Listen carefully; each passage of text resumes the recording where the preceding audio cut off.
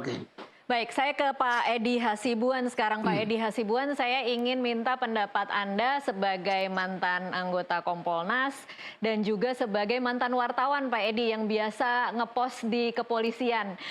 Apa catatan Anda tentang perjalanan kasus Vina? Kalau kita menyaksikan kemudian 8 tahun kemudian bagaimana filmnya meledak, kemudian ada sidang pra-peradilan Peggy dan sekarang kita sedang di tengah-tengah PK Saka Tatal dan kemudian tiba-tiba sekarang kita menyaksikan juga ada saksi baru yang muncul dan kemudian bisa merubah konstruksi dari kasus yang tadinya kita kira pembunuhan. Tanggapan Anda seperti apa, Pak Edi? Terus terang memang kalau kami melihat ya ini eh, jadinya membingungkan masyarakat ya. Kenapa demikian? Karena ya saya nggak tahu ya bagaimana jalan pikirannya kalau misalnya ada kasus pembunuhan kemudian diarahkan menjadi satu kasus kecelakaan ya.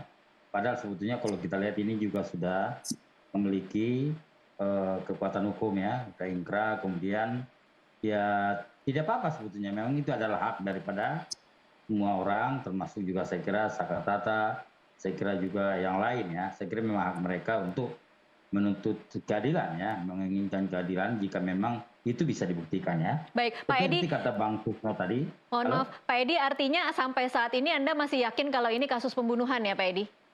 Iya, pertama karena memang sudah ada kekuatan hukum ya. Yang kedua, eh, kemarin mereka juga kalau nggak salah kan para narapidana ini juga sudah mengajukan gerasi kepada presiden ya. Artinya jika sudah meminta gerasi, berarti isinya adalah mereka mengakui perbuatannya apa yang dilakukannya itu salah ya, mengakui kesalahan yang dilakukannya. Artinya apa yang dilakukan mereka itu meminta gerasi ini secara tidak langsung menyatakan bahwasannya bahwa apa yang mereka lakukan itu salah kemudian minta pengampunan dari presiden.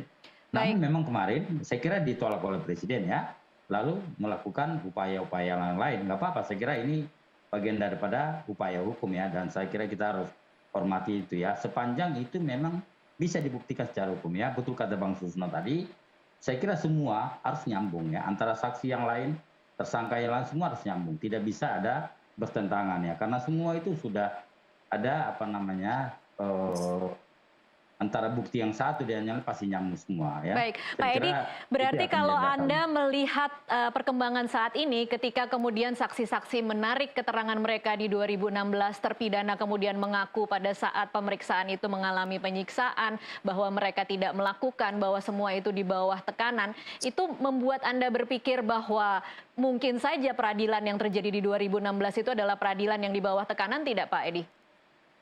Eh, Kalau menurut kami ya, ya memang saat ini banyak sekali yang menjadi sorotan adalah karena ada keterkaitan dengan Ibtu Rudianta ya. Ibda apa itu Ibtu ya? Rudiana. Karena Itu. ya itu Rudianta ya. Kenapa? Karena ya mungkin ya ada tindakan tindakan yang tidak profesional ya. Walau kita tahu bahwasannya memang Rudianta memiliki anak kemudian juga menjadi korban daripada pembunuhan ya. Saya kira ya bisa juga dipahami sebetulnya. Namun demikian apa yang dilakukan oleh Rudianta memang tentu akan mendapatkan sorotan masyarakat ya, karena memang siapapun juga anggota Polri tidak boleh melakukan tindakan sendiri ya.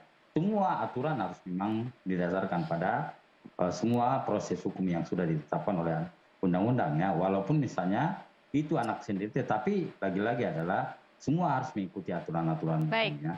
Dan kemudian kalau kita lihat kan apa yang dilakukan oleh Rudianta juga tentunya memang diperkuat oleh Polda Jawa Barat atau Polres Cirebon kemarin ya. Semua walaupun memang dia melakukan itu pertamanya awalnya, tetapi akhirnya kan memang dilengkapi, disempurnakan ya. Baik. Maka inilah yang terjadi.